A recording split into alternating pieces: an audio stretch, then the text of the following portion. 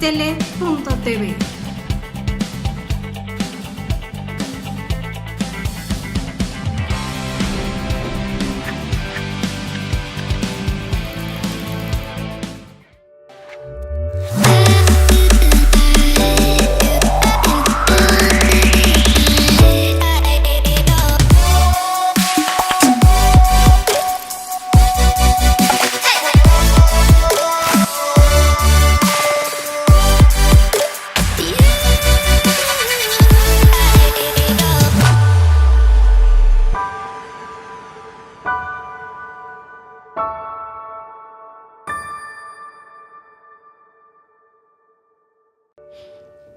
Buenas tardes, amigos de tus propias palabras. Soy Alejandro Ruiz. Saludos a la comunidad de Astele, saludos a la comunidad de Cadena H, Canal 169 de Total Play. Saben, hoy estoy emocionado. Y estoy emocionado porque ante mí va a estar una mujer que admiro, respeto y me ha llevado a tener una forma de pensar crítica de lo que estamos viviendo como ciudadanos mexicanos. Y la verdad es para mí un honor que te tenga Beatriz Pajes. Gracias. No, encantada, Alejandro. El honor es para mí. Muchas gracias. Fíjate que cuando estaba viendo los currículums, que también, por cierto, agradezco mucho toda la información que me mandaron, yo decía, bueno, ¿cómo la ubico? ¿Como figura política, como figura pública, como representante, como voz ciudadana, como periodista, como parte de un clan de periodistas? Dije, bueno, ¿cómo te debo identificar, Beatriz? Bueno, mira, yo creo que la vida te pone en distintos espacios, ¿no?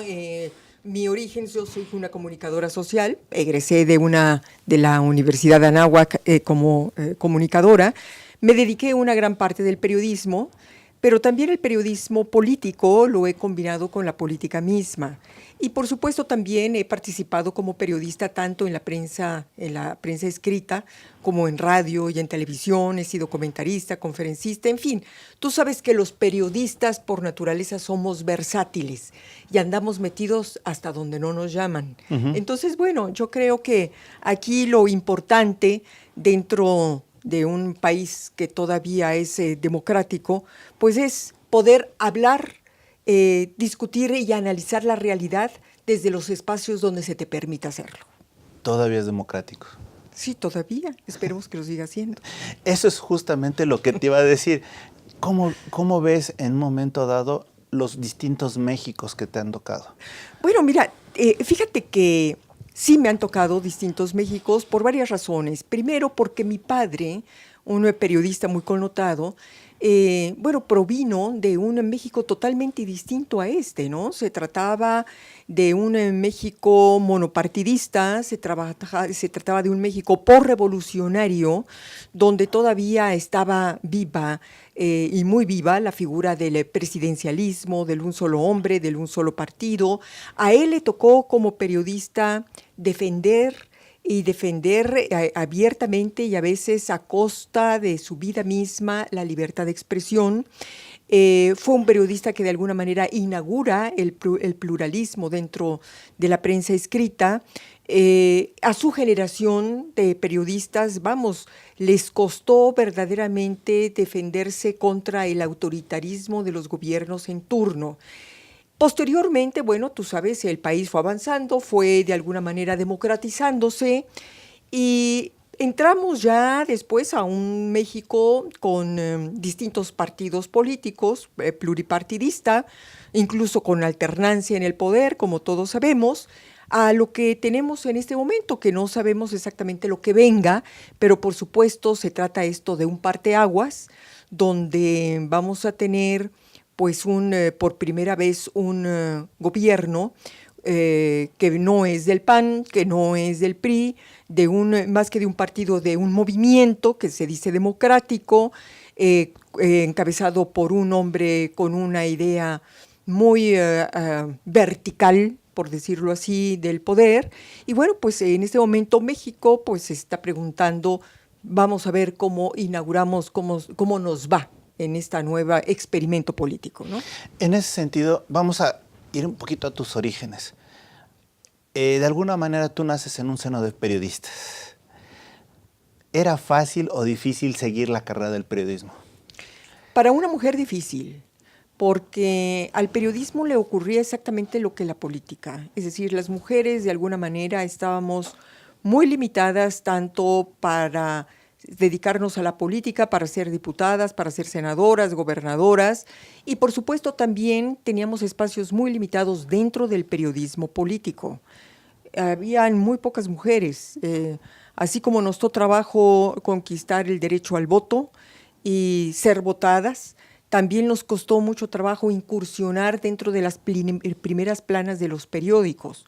Tú recordarás que hasta muy recientemente las mujeres podemos firmar artículos de fondo, columnas, ser reporteras, porque generalmente se nos relegaba al periodismo más ligero, por llamarlo así, el de sociales, tal vez el cultural, si te iba bien, pero realmente no teníamos espacio dentro del periodismo político, sobre todo porque se te negaba la capacidad para poderte convertir en una líder de opinión dentro de ese ámbito.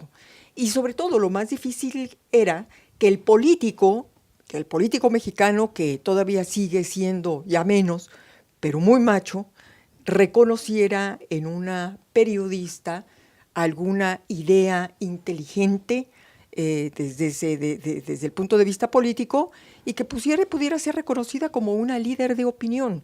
Y en la televisión ocurría lo mismo. Llegaban las bonitas, llegaban las de buena apariencia, eran una especie de adorno dentro de un noticiero, pero no eran líderes de opinión. Hoy ya tenemos líderes de opinión. Entonces, bueno, también no ha sido fácil la carrera dentro del periodismo para una mujer, ¿no?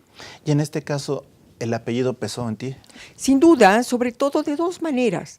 Primero porque, por supuesto, mi padre fue uno de los periodistas más importantes del siglo XX, así considerado, no solamente por mí, sino por la misma historia del periodismo, de tal manera que tienes que ser fiel a la escuela que él dejó. Él encabezó un periodismo de ideales, de principios, un periodismo que siempre estuvo opuesto al mercantilismo o a hacer del periodismo un negocio.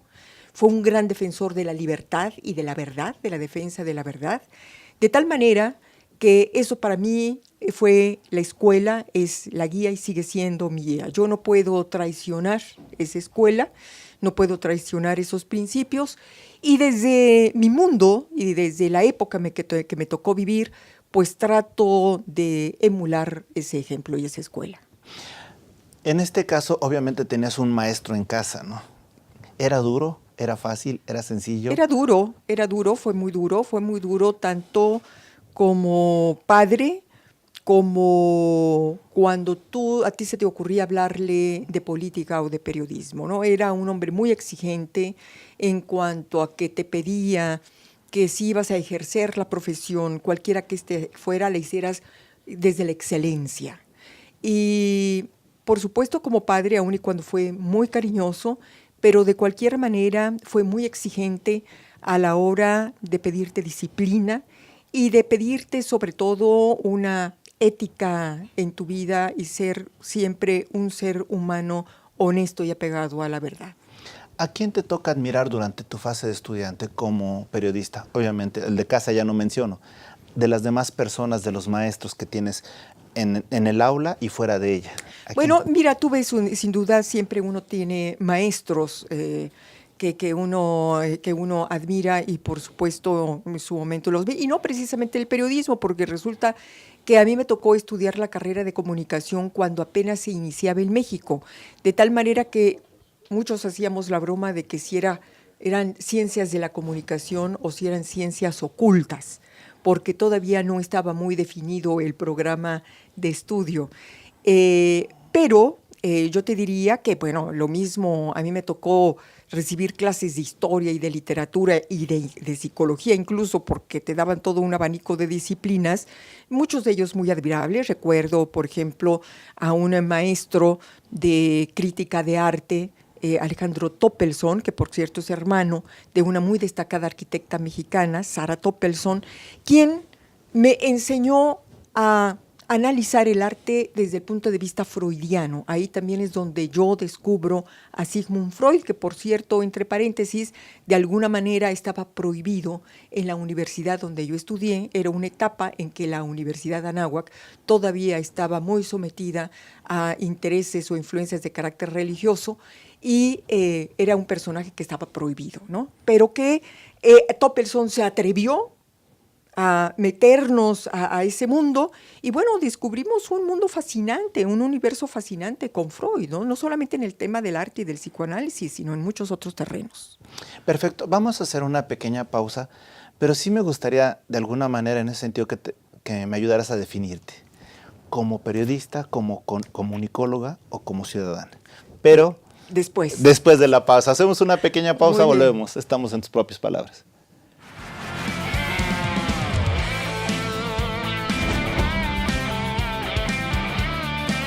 Astele.tv.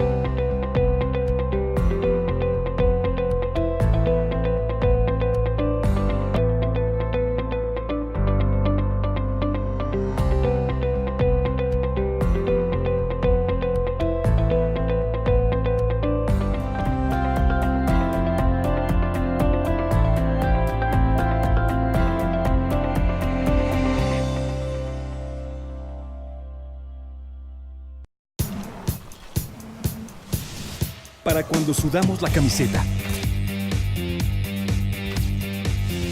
Para los que tenemos una vida intensa. Porque todos necesitamos rehidratarnos. Electrolit, hidratación total, científicamente hidratante.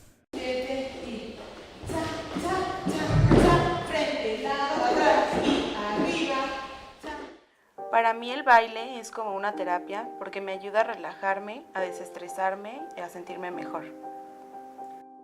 Cuando era estudiante estuve becada por el taller de baile y al terminar la licenciatura me ofrecieron quedarme como maestra de danza y acepté de inmediato. Más que un trabajo, lo veo como una forma de regresarle a la institución el apoyo que en algún momento me brindó. Estudié psicología porque siempre me ha gustado ayudar a las personas que están a mi alrededor. Actualmente estoy haciendo una investigación con cuidadores primarios de pacientes con cáncer y esta experiencia me ha llevado a plantearme nuevos horizontes en lo profesional. Soy Carla Fernández y uní la psicología y la danza para ayudar a que la gente se sienta mejor. UNILA es más.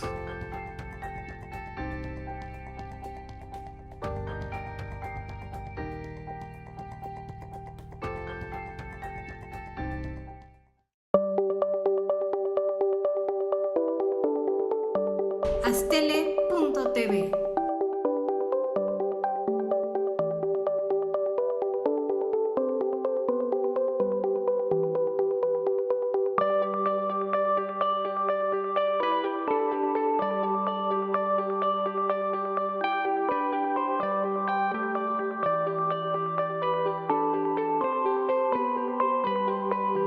Astele.tv.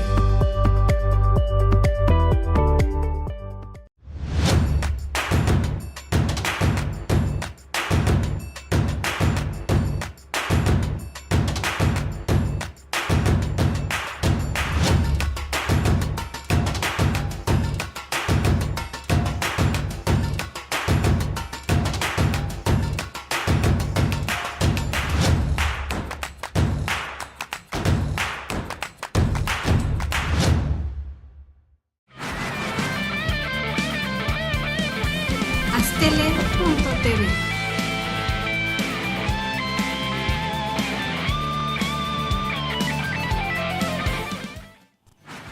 Regresamos, amigos, de tus propias palabras. Bueno, lo he dicho, soy afortunado porque estoy con una dama muy importante para Astele.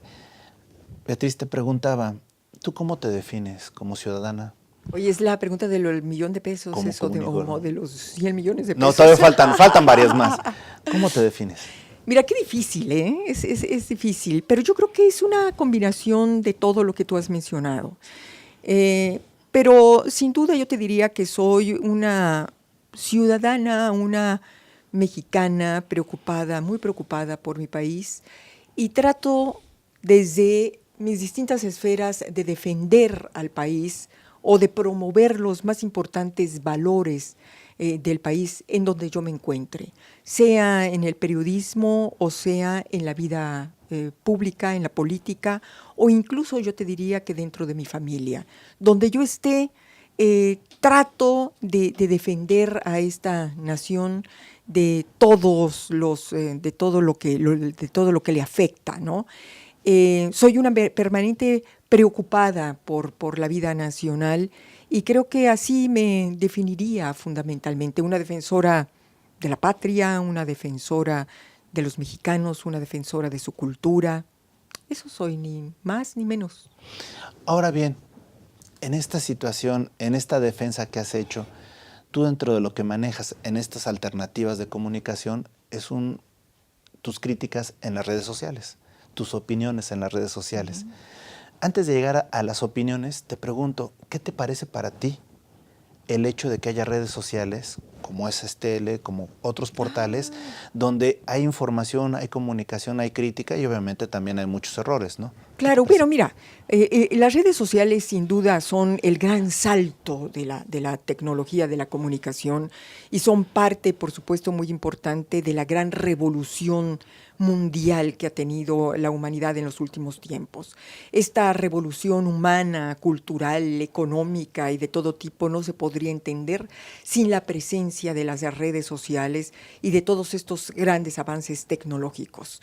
Ahora, aquí, por supuesto, la gran pregunta es si estamos utilizando las redes sociales, a las redes sociales como deberíamos de estarlas utilizando. A mí me parece que hay una profunda irresponsabilidad en muchos casos en el manejo de las redes. Hace un momento precisamente que venía para acá, veníamos platicando sobre la mala utilización del lenguaje a través de las redes, cómo lo deformamos, cómo lo pervertimos, pero sobre todo cómo escondidos en el anonimato llegamos a ofender y como no nos atreveríamos a ofender a alguien si lo tuviéramos enfrente, causando un daño no solamente personal, sino un daño social inmenso por esta utilización, no solamente por el mal uso del lenguaje, sino por todo lo que mucha gente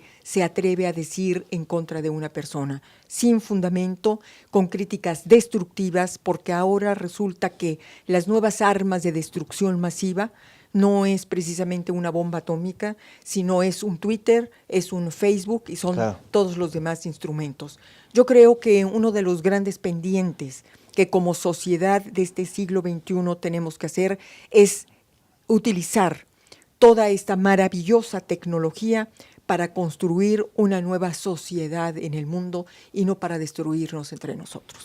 ¿Tú pensarías en regular el Internet? Mira, yo creo que... Más que nada, el contenido. Sí, por supuesto. Yo estoy a favor de regular los contenidos. Yo estoy a favor, no, es decir, que esto no se entienda como que, usted lo que quiere es que no se critique a tal o cual político, a tal o cual partido. No, yo creo que la crítica es muy, muy válida en la medida en que esa crítica esté sustentada, en la medida en que esa crítica tenga bases, fundamentos de conocimiento, de información y, por supuesto, con una intención ética y moral muy clara. En esa medida, bienvenida la crítica. Yo te voy a decir una cosa, se puede hacer una crítica muchísimo más dura que si utilizas un insulto. Tú a través de contenidos bien fundamentados, bien informados, puedes destruir con mucha más efectividad que si recurres al insulto o a la difamación. Ahora bien, ¿a ti te han censurado? No directamente, sí de manera indirecta. Y la manera como todavía los gobiernos recurren a la censura simulada es a través del veto publicitario. Es decir, yo te lo digo como directora de una revista política crítica que, por supuesto, en diferentes momentos, no de ahora, sino desde que nació, estamos hablando de una publicación que tiene más de 65 años de existencia, donde ha pasado por serias y muy complicadas etapas por esa censura publicitaria. Es decir, la crítica que no le gusta al gobierno, el gobierno la castiga quitándole la publicidad. ¿Te ha tocado ser observadora de alguna censura del gobierno a algún medio? Bueno, sí, lo hemos visto todos como periodistas, sí, sin duda. Bueno, recuerdo, simple y sencillamente, te voy a decir, en la época del gobierno de Miguel de la Madrid, como el entonces secretario de Gobernación, que era Manuel Bartlett, cerró una revista política que se llamaba Impacto. Uh-huh. La penetró, el gobierno la tomó y se la quitó a sus dueños. Es decir, eso es un caso, como ha habido muchos otros casos en la historia del periodismo nacional. Y en esos casos, te pregunto, tú como medio, ¿cómo respondes? Porque al final la agresión a uno es la agresión a todos. Sí, mira, yo creo que estamos viviendo en ese sentido una nueva etapa, porque antes resultaba que dicen que el peor enemigo de un periodista es otro periodista. De tal manera que cuando llegaban a censurar a alguien, los demás se quedaban callados creyendo que eso no les iba a pasar. Y así han venido sucediendo las cosas, pero en los últimos tiempos he observado un cambio. Me parece que cuando empieza a haber por parte de un político la agresión a un periodista, los periodistas, no todos, pero muchos periodistas nos solidarizamos porque vemos en su causa lo que nos puede suceder en cualquier momento a los demás. Además, quiero decirte, ahorita estamos en un momento en que yo creo que una de las cosas que vamos a tener que cuidar quienes creemos en la prensa libre es precisamente que la prensa siga siendo respetada en su libertad. Y creo que en eso sí, muchos estamos dispuestos a atrincherarnos. Mira, fíjate que ahorita que estás comentando eso, hubo algo que me llamó mucho la atención. El domingo pasado, la revista Proceso hizo un señalamiento hacia el presidente electo, de alguna manera que hablaba de su soledad. Me impresionó la manera como reaccionaron de todos los medios, tanto el presidente electo, su esposa y otros elementos políticos. ¿Qué opinas de esa situación? Bueno, yo creo que Proceso estaba ejerciendo su libertad de expresión. A mí lo que me sorprendería no es lo que dijo Proceso. A mí lo que me sorprende fue la respuesta, por un lado, del presidente electo y más sorpresa la de su esposa. Ahora resulta que vamos a tener a una esposa de presidente que se va a dedicar a defender al esposo, porque una prensa X disiente de la forma de operar del mandatario en turno. A mí me parece eso que no va de acuerdo a esto que llaman la cuarta transformación, donde se supone que se está acabando o se está combatiendo tradiciones autoritarias que ha especialmente criticado Morena por parte de los gobiernos priistas o panistas, y que ahora de pronto tenga que ser la esposa del presidente electo la que salga a decir eso, me parece totalmente fuera de lo que ellos han dicho que son. Desde luego. Y hay algo que me llama la atención y con esto yo creo que vamos a hacer una pequeña pausa. Fíjate que a raíz de este nuevo gobierno que viene, ya hemos visto algunos adjetivos a cierto tipo de clases sociales, etcétera. Pero yo te preguntaría, ¿tú serías una periodista fifí respecto del nuevo régimen? Pero no me respondas ahora. Bueno, vamos. Hacemos una pequeña pausa, volvemos. Estamos en tus propias palabras.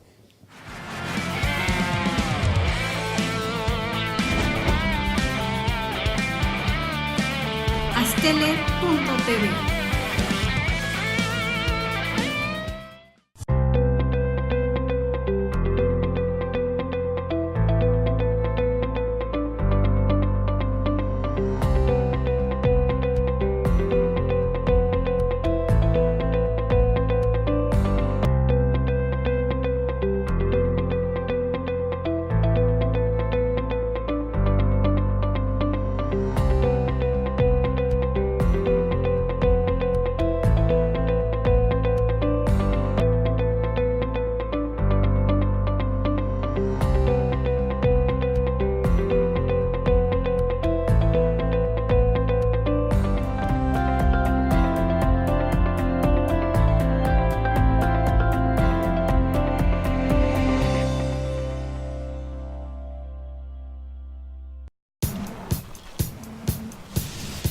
para cuando sudamos la camiseta. Para los que tenemos una vida intensa. Porque todos necesitamos rehidratarnos. Electrolit, hidratación total, científicamente hidratante.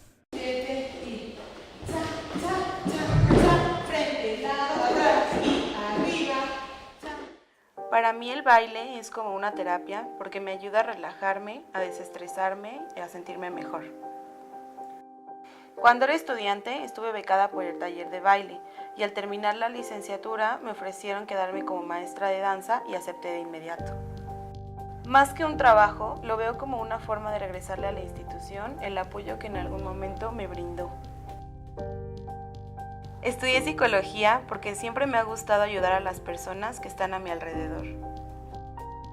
Actualmente estoy haciendo una investigación con cuidadores primarios de pacientes con cáncer y esta experiencia me ha llevado a plantearme nuevos horizontes en lo profesional.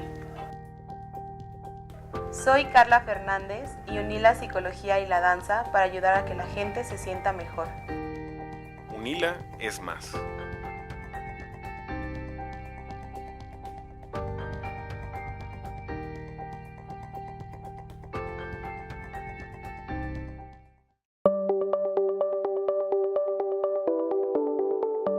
Astele.tv.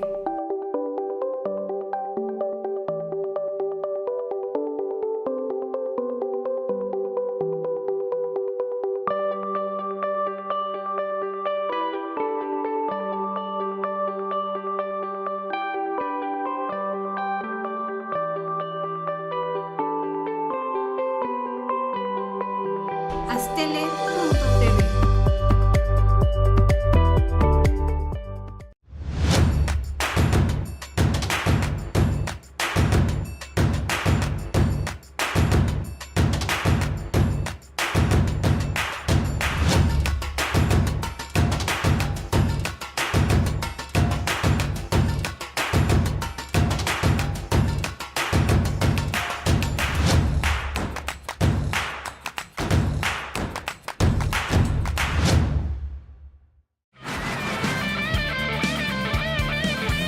Astele.tv.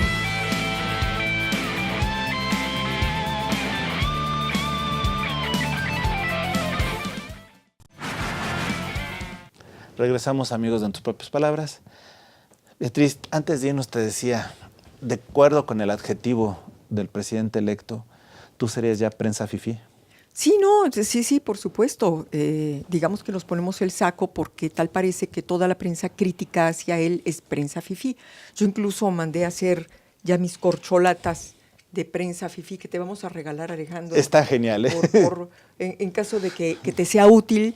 Pero bueno, a mí me parece un contrasentido dentro de un nuevo régimen que se dice que va a ser ahí está, perdóname, democrático. prensa fifí. Mira, ahí está, prensa fifí, ¿no? Bueno, entonces ya, tenemos que ponernos esa corcholata, todos aquellos que de alguna manera hemos sido señalados por el futuro presidente de México como prensa fifí, porque se le critica, ¿no? Ahora, yo te diría que esto que viene de un futuro presidente de la República, a mí me parece muy delicado, porque cuando un mandatario señala por nombre y apellido a un periodista o hace un ataque directo a la prensa, en ese momento tú colocas a ese periodista en el blanco, en el objetivo de muchos que pueden decir que le van a hacer un servicio al presidente y que pueden acabar incluso con la vida de ese periodista. Claro.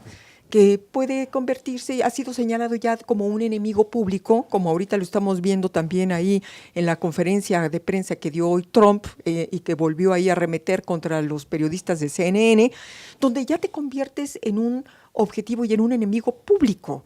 Y de tal manera que todos estos grupos radicales, todas estas huestes, como yo le llamo, que trae López Obrador, en cualquier momento pueden agredir a cualquier periodista señalado por él. No, mira, fíjate que yo sé de varios periodistas que han venido aquí durante el año, de este año, cuando estaban las campañas electorales, y eran en corto, nos decían, oye, estamos siendo agredidos por una horda de fanáticos, sí, que dice, oye, se exceden. Y ahorita te agreden vía redes, claro, donde te dicen de todo, pero después pueden agredirte físicamente, pueden agredirte en tu vida. Es decir, lo que está haciendo el presidente electo es poner en riesgo tu integridad personal y la de tu familia. Entonces a mí me parece que esto es muy delicado dentro de un régimen que sea autodefinido como demócrata, como ético y como algo totalmente distinto a la arbitrariedad que según él imperaba en otros tiempos. Te pregunto, ¿en algún momento de tu vida periodística o de lo que te han platicado,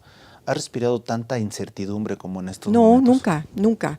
Y mira, y no se trata de hablar bien de nadie, es decir, aquí no se trata de decir que otros gobiernos encabezados por otros partidos fueron mejor, por supuesto que sabemos que no, sabemos la situación en la que está el país, sabemos cuáles fueron las razones por las cuales el 1 de julio la gente votó como votó, desesperada, harta, corrupción, pobreza, falta de empleo, lo que tú quieras. Pero a mí me parece que uno de los signos característicos de esta transición ha sido precisamente la incertidumbre. Porque además, bueno, tenemos vamos a tener un estilo de gobernante que poco ha contribuido a la certidumbre. Mencionabas tú hace un momento, fuera del aire, el tema del aeropuerto. Bueno, es decir, la consulta, la forma como se llevó a cabo la consulta, el hecho de haber cancelado Texcoco, el aeropuerto de Texcoco, bueno, eso ha provocado una incertidumbre de carácter económico, financiera, jurídica, que me parece, tú como abogado lo sabes, pues muy poco sana y positiva para el país, no solamente en lo interno, sino a nivel internacional, donde distintas calificadoras, donde distintos grupos financieros y empresariales han calificado como una verdadera estupidez la decisión de echar a la basura una inversión multimillonaria como la del aeropuerto, que entre otras cosas te demuestra que el futuro gobierno no tiene palabra de honor. Efectivamente. Y dentro de esto te pregunto, ya como periodista, ¿cuál va a ser tu línea crítica? ¿Va a ser tu línea objetiva? ¿Cómo va a ser? Bueno, por supuesto. ¿Qué vas a dejar de hacer o qué vas a fortalecer? No, es decir, vamos, nosotros siempre hemos sido críticos en siempre. Yo en lo personal siempre he ejercido críticamente el periodismo y no voy a dejar de hacerlo, porque en el momento en que yo deje de hacerlo, me mato a mí misma como periodista. De tal manera que, pues, mejor morir de otra manera en tal caso, pero, es decir, tú no puedes renunciar a tus principios y menos cuando esté en riesgo la democracia del país, menos todavía. Ahora bien, ¿cómo ves el resultado en Estados Unidos con Trump, el cambio del Congreso? Bueno, mira, a mí me hubiera gustado que le hubiera ido peor a Trump, ¿verdad? Pero pues vemos sin duda que hubo un avance en la Cámara de Representantes, se quedó con el Senado. Pero vamos, parece ser que el espacio que ya tienen los demócratas en la Cámara de Representantes va a dar la posibilidad de ejercer un mayor control sobre todas estas ocurrencias de Trump en contra de los migrantes, en contra especialmente del muro en la frontera, y sobre todo, bueno, yo creo que ya es hora de que se inicie un proceso para enjuiciar a Trump por la forma como llegó al poder y por la forma como ha estado ejerciéndola. Hoy también tenemos la renuncia del fiscal simple y sencillamente porque a Trump está en desacuerdo con que al señor se le investigue en el caso de Rusia, que fue precisamente lo que le sacó de sus casillas cuando este periodista de CNN le preguntó sobre el tema. Lo saca de sus casillas, o entonces lo cual quiere decir que pues ahí hay gato encerrado, ¿no? Uh-huh. Ahora te pregunto, expectativas económicas para México con esta negociación en el Tratado de Libre Comercio con Estados Unidos, Canadá, ¿cómo las ves? Mira, yo creo que todavía no conocemos a bien todos los detalles sobre cómo, de la forma como se negoció este nuevo Tratado de Libre Comercio, este acuerdo comercial México, Estados Unidos, Canadá, donde en mi opinión, sin ser economista, pero me parece que México tuvo que claudicar y tuvo que sacrificar una serie de ventajas que venía teniendo en el tema, por ejemplo, de la fabricación de automóviles y de hortalizas y de otros temas, ¿no? Pero aquí lo que llama la atención fue que la forma tan disciplinada con que el equipo de López Obrador aceptó las exigencias de Trump cuando había venido siendo, sobre todo él personalmente, López Obrador, un gran crítico de la relación como el gobierno de Peña Nieto había mantenido sus vínculos con Trump y con Estados Unidos, donde de vendepatrias, donde sometidos al imperio, pues no bajaba. Y resulta que ahora el más sometido y el más dócil, pues fue precisamente López Obrador, ¿no? Sí, fíjate, una de las tantas cosas que me llamó mucho la atención es que después de que se acuerda este acuerdo comercial, muchos identifican las siglas México, Estados Unidos y Canadá con Marcelo Ebrard Causó, ¿no? Entonces están diciendo, ¿será premonitorio o no? No lo sabremos. Bueno, no lo sabemos, todavía es muy temprano. Pero aquí lo que sí es importante es, y las relaciones internacionales, o sea, por un lado estamos hablando bien con Estados Unidos, hablando bien con el mundo, y por el otro lado, el 1 de diciembre, viene Maduro. Bueno, pues sí, viene Maduro, pero ¿cómo no iba a venir Maduro? Es decir, lo extraño es que no hubiera sido invitado Maduro. Maduro tiene que estar aquí, porque finalmente el futuro gobierno va a ser de alguna manera una réplica de lo que hizo en su momento Chávez en Venezuela y de lo que ha venido haciendo Maduro. Es decir, realmente Chávez y Maduro han sido de alguna manera la guía de lo que puede ocurrir en México a partir del 1 de diciembre. ¿Qué hizo Chávez? ¿Qué hizo Maduro? Bueno, pues, por ejemplo, echar abajo la Constitución vigente para sustituirla por otra, convocar a una asamblea constituyente precisamente para aprobar y redactar una constitución a modo. El discurso es el mismo, el estilo es el mismo, el ataque a la prensa es la misma, las libertades. Bueno, no me van a mandar, no voy a aceptar la orden de los grupos financieros internacionales, estoy en contra de las cúpulas y de las mafias del poder, es decir, es lo mismo. ¿Por qué no iba a venir si de alguna manera Maduro es el maestro?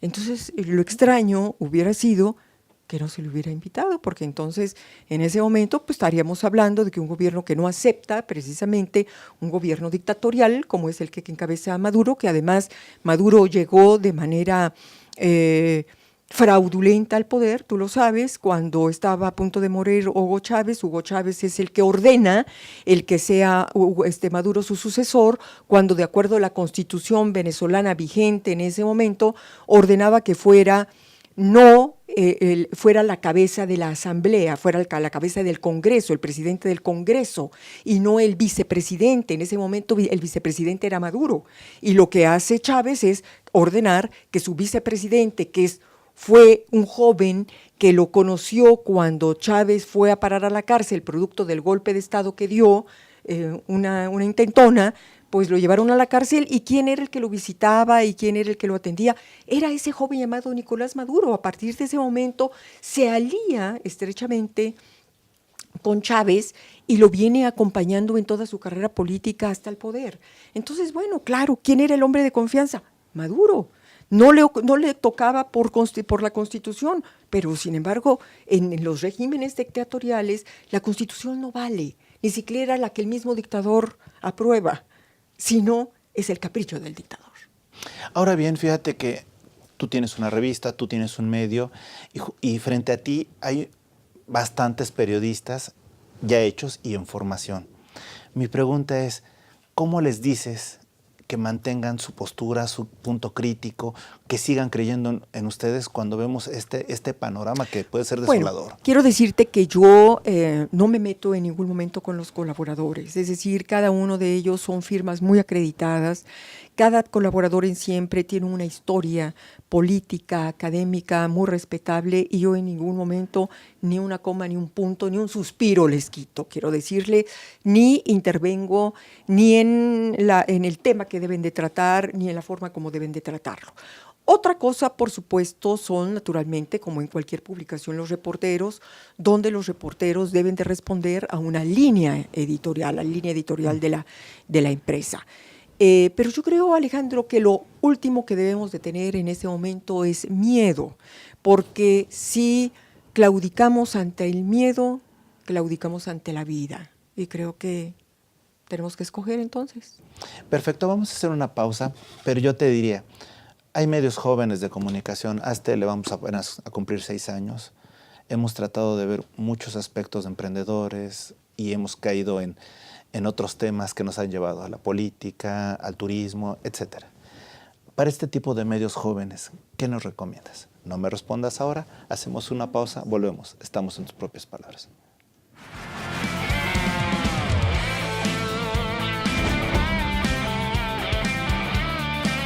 Astele.tv.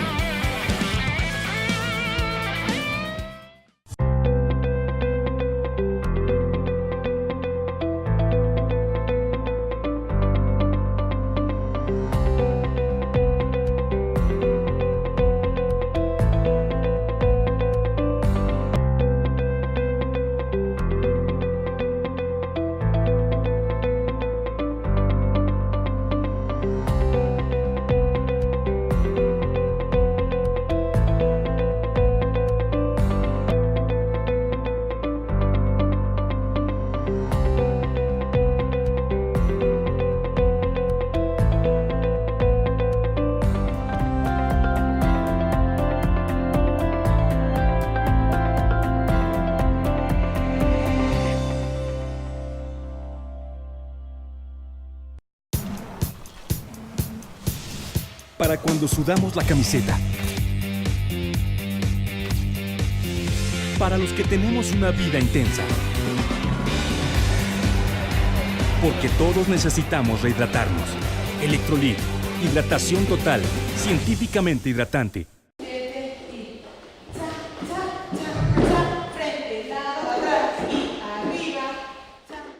Para mí el baile es como una terapia porque me ayuda a relajarme, a desestresarme y a sentirme mejor. Cuando era estudiante estuve becada por el taller de baile y al terminar la licenciatura me ofrecieron quedarme como maestra de danza y acepté de inmediato. Más que un trabajo, lo veo como una forma de regresarle a la institución el apoyo que en algún momento me brindó. Estudié psicología porque siempre me ha gustado ayudar a las personas que están a mi alrededor. Actualmente estoy haciendo una investigación con cuidadores primarios de pacientes con cáncer y esta experiencia me ha llevado a plantearme nuevos horizontes en lo profesional. Soy Carla Fernández y uní la psicología y la danza para ayudar a que la gente se sienta mejor. Unila es más.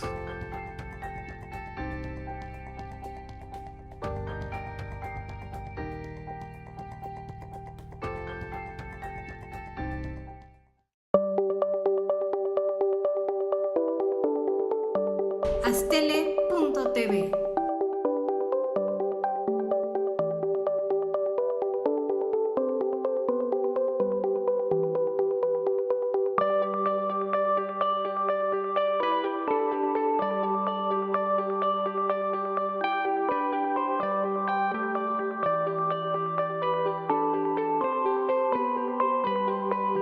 Astele.tv.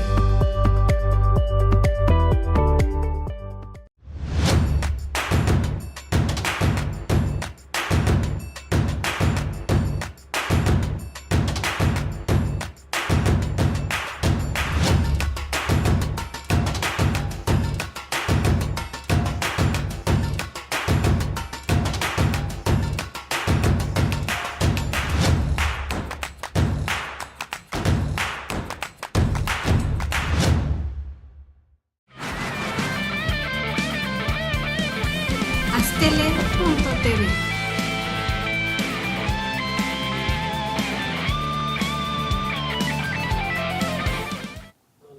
Regresamos, amigos, de En tus propias palabras. Y te preguntaba, Betty, ¿qué nos recomiendas a nosotros como un medio de comunicación que, pues de alguna manera, joven, va a cumplir 6 años en febrero, el 11 de febrero, que sigamos haciendo o que dejemos de hacer o qué?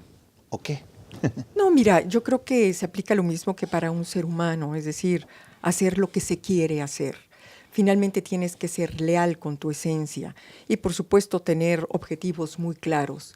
¿Qué tipo de periodismo, si te vas a dedicar al periodismo, qué tipo de periodismo quieres hacer? ¿Hasta dónde quieres llegar? ¿Quieres ser un periodista orgánico? ¿Quieres ser un periodista crítico? ¿Quieres ser un periodista que defienda ideales, que defienda principios, que defienda la verdad? ¿O quieres ser un periodista que simplemente esté plegado al régimen en turno? Entonces, bueno, yo creo que lo que ustedes han venido haciendo es espléndido. Yo creo que han crecido en muy poco tiempo y mucho, que tienen un abanico de programación muy interesante. Y yo creo que además hay una cosa muy importante. Hoy la prensa, el periodismo, los medios de comunicación no pueden mentirle a un televidente, a un radioescucha, a un ciudadano profundamente inteligente.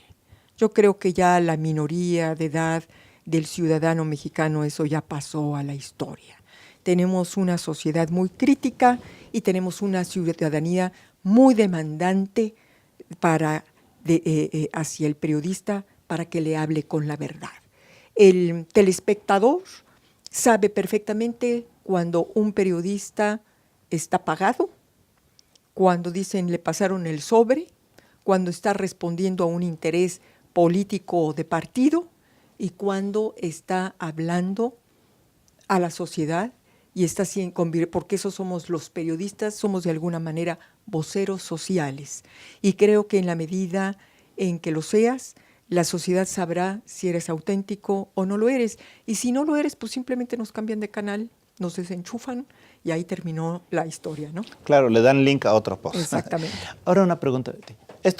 El periodismo te ha generado muchísimas satisfacciones. ¿Qué te ha provocado una lágrima en lo profesional? Pues mira, yo creo que muchas lágrimas internas, por supuesto, ¿no?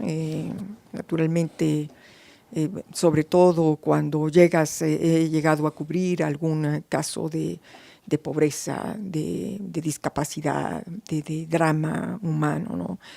Pero bueno, es decir, también por el otro lado, pues he tenido grandes experiencias.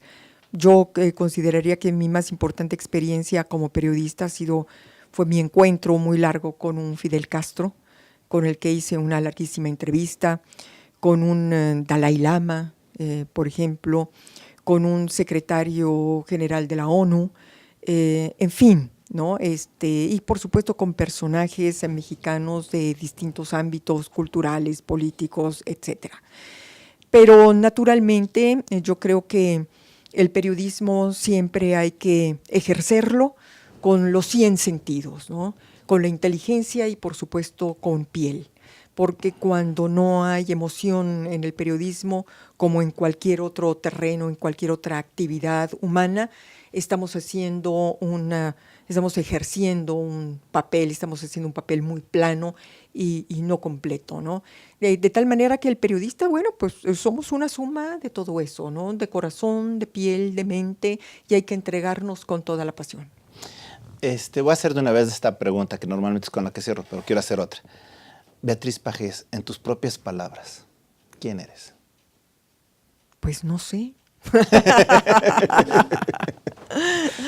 Qué difícil, qué difícil. ¿Quién soy? Yo te voy a decir en lo que creo. Creo en la verdad, creo en la honestidad. No estoy dispuesta a mentirme a mí misma y menos estoy dispuesta a mentirle a los demás. No creo en la simulación, no practico la simulación. Soy una combatiente férrea, abierta de la corrupción. Odio al corrupto, lo desprecio profundamente, desprecio al simulador y trato en mi vida diaria de ser exactamente lo contrario a eso. Ser útil a mi país, ser útil a mi familia, ser útil a mis amigos. No te podría yo englobar todo eso en una sola palabra porque después de salir de aquí me voy a poner a pensar y voy a tratar de englobarlo todo. Es la primera vez que me preguntan cómo me definiría, pero yo te puedo decir que eso es en lo que creo y en lo que no creo. Fíjate que lo digas tú, creo que honra a Astele, porque si te hemos hecho una pregunta que en tu vida te la hayan hecho, Sí, pues bueno, ¿cómo se define a sí mismo? No es fácil. nos sentimos halagados con ello. Y también hay algo de halago para ti, porque fíjate que en la mañana y para preparar esta entrevista estuve preguntándole a muchísimas personas qué tanto sabían de ti o qué representabas para ellos. Y me llamó la atención que había muchísimos jóvenes que te conocen, que te ubican. Y algunos de los jóvenes decían, oye, ¿cómo podemos no tanto ser como ella? ¿Cómo podemos seguir su ejemplo de dar una crítica objetiva, seria, ciudadana y responsable? Y espacio responsable. Entonces, en ese sentido, para los niños, para los adolescentes, para los periodistas, para los improvisados como yo, que queremos tener una oportunidad en esto del periodismo, de la comunicación, dependiendo, ¿qué nos sugieres? Bueno, yo creo que el joven, lo último que debe de perder en su vida es su juventud. Porque la juventud significa precisamente transparencia y significa frescura. Y significa estar respondiendo a esos valores y principios que te vienen desde la flor de la niñez, ¿no? A esa ingenuidad, ¿no? A esa buena fe. A mí me parece que el joven debe de responder a eso y el joven debe de ser muy exigente. A mí me encanta, sin duda, convivir, platicar con los jóvenes, porque precisamente el joven no acepta dobleces. El joven quiere que le hables directo y que le digas las cosas como son. Eso no deben de perderlo nunca. Yo le diría, joven, puede salirte arrugas y te pueden salir canas y puedes perder dejar de caminar derecho, pero nunca pierdas esa franqueza y nunca pierdas ese amor por la verdad. Exigir, porque eso es precisamente lo que necesita en esta crisis de valores por la que estamos atravesando en México, en el mundo, pero en México, esos jóvenes, si defendieran la permanencia de esa naturaleza transparente, nítida, creo que ahí ya estás hablando de una nueva generación de seres humanos, ¿no? Que salgan a la calle y se enojen por la contaminación y que exijan que no contamine el adulto y que el adulto cumpla con las reglas y obedezca las leyes. Ese es el joven que queremos, porque ahí está el principio de una nueva era en México. Excelente, Beatriz. Pues por mi parte me siento halagado que hayas estado No, aquí. gracias Alejandro y muchas gracias al canal por permitirme estar en este espléndido Gracias espacio. y aquí con mi Sí, por corcholata favor, de prensa claro. fifí me despido. Esto ha sido En tus propias palabras con Beatriz Pajes. Hasta la Gracias próxima, Alejandro, amigos. muchas gracias.